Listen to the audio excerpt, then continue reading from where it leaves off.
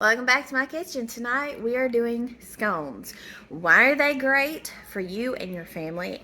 And why don't we make them more? So first of all, here's our fruit. It's a really awesome way to use your fresh produce. If you have strawberries, if you have peaches, blueberries, even raspberries, chocolate chips too.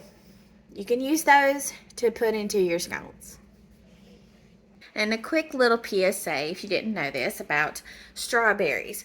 Always let them sit for a few minutes or more in some baking soda water. It allows all of the impurities, dirt, hidden bugs to be pushed out of them, and then you're free to use them in your scones and cut up like you want to. So make sure you're washing your strawberries.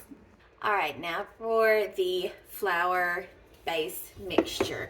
You're gonna have 2 cups of flour. Now, did you know this? If you don't scoop and level it like this, like going across it, kind of packing it down, that will make a world of difference.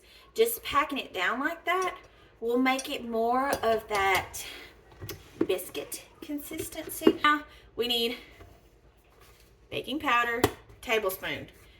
Everything I'm hitting is giving a powder fog above it. 1 big tablespoon. Level that off. If you didn't know that's what that little lip is there for, chunk it in there.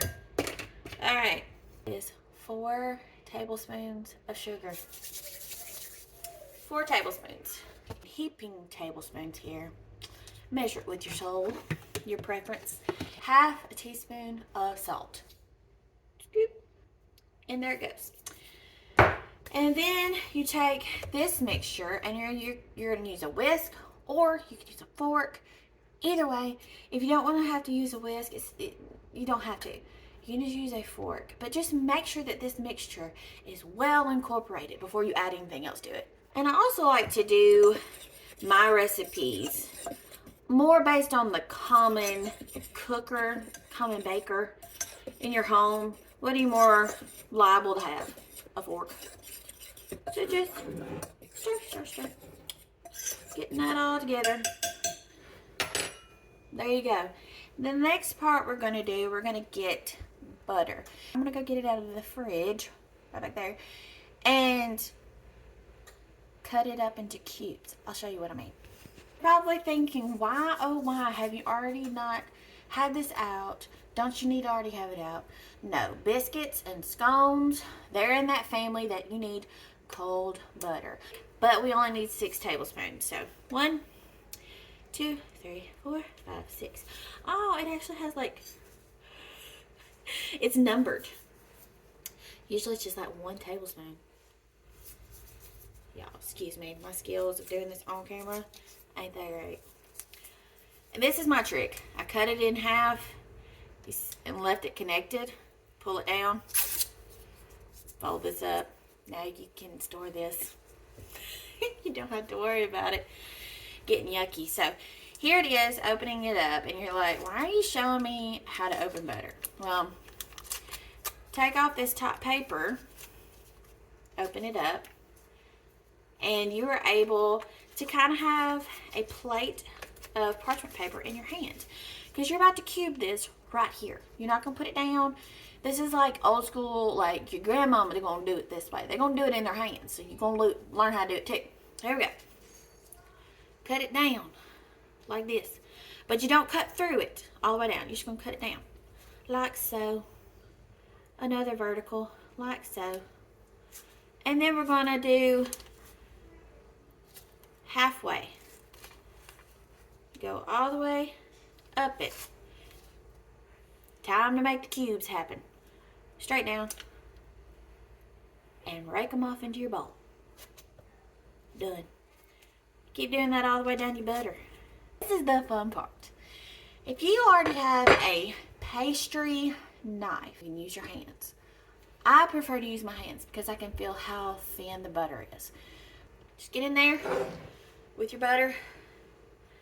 Take the flour, squish, squish, and squish.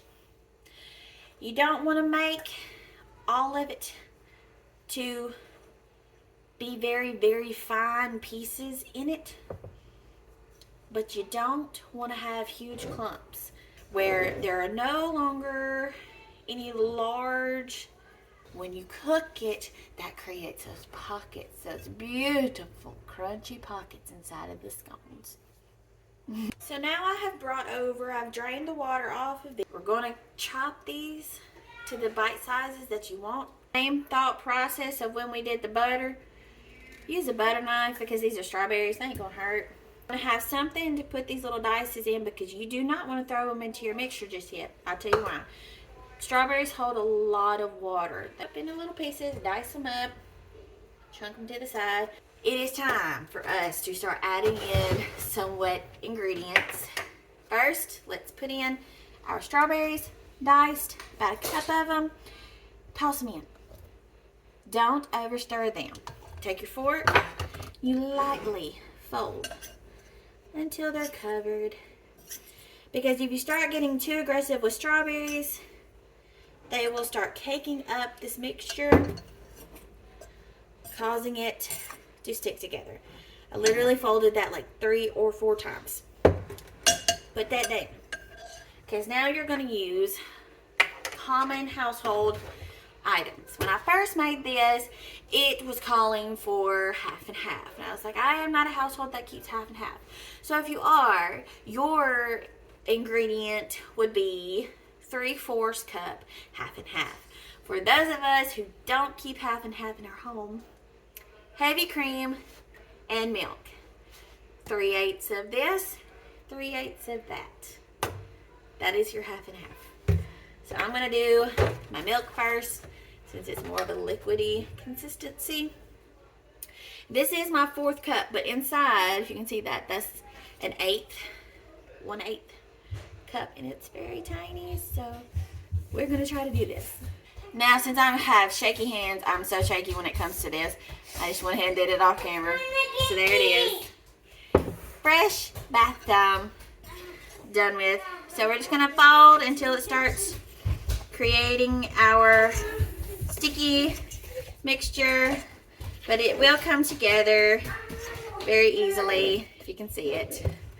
You keep folding, keep pressing. All of that dry flour, if it's not sticking to something, and if you still got dry flour in the bottom of it, scrape it up, fold it down on top, because you don't want to overwork these strawberries, but you don't want to have mixed mix.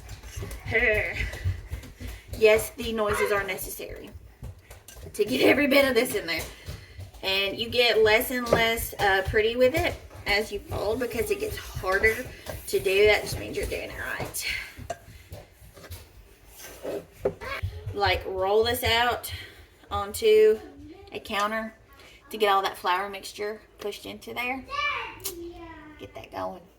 All right, here is the finished. Well, these are not baked yet, but I have sprayed down this pan and put this dough mixture into it. Sorry for not showing y'all the process of actually folding it and stuff. I get really shaky with my hands sometimes, and it's just better if I focus on doing it.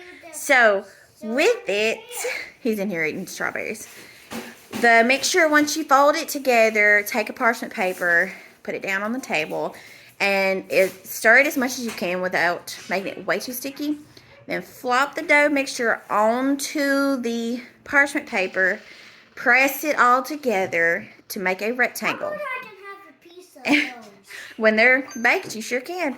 And when you flop it over, form it into a rectangle 1/2 inch thick. And then you can cut them into triangles. I'm doing squares because it just seems to go further with this amount of dough.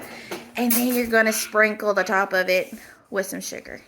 400 degrees on the oven. Let me see what my recipe says. And we're going to cook them for 16 to 18 minutes. So happy baking, and I hope your scones turn out great.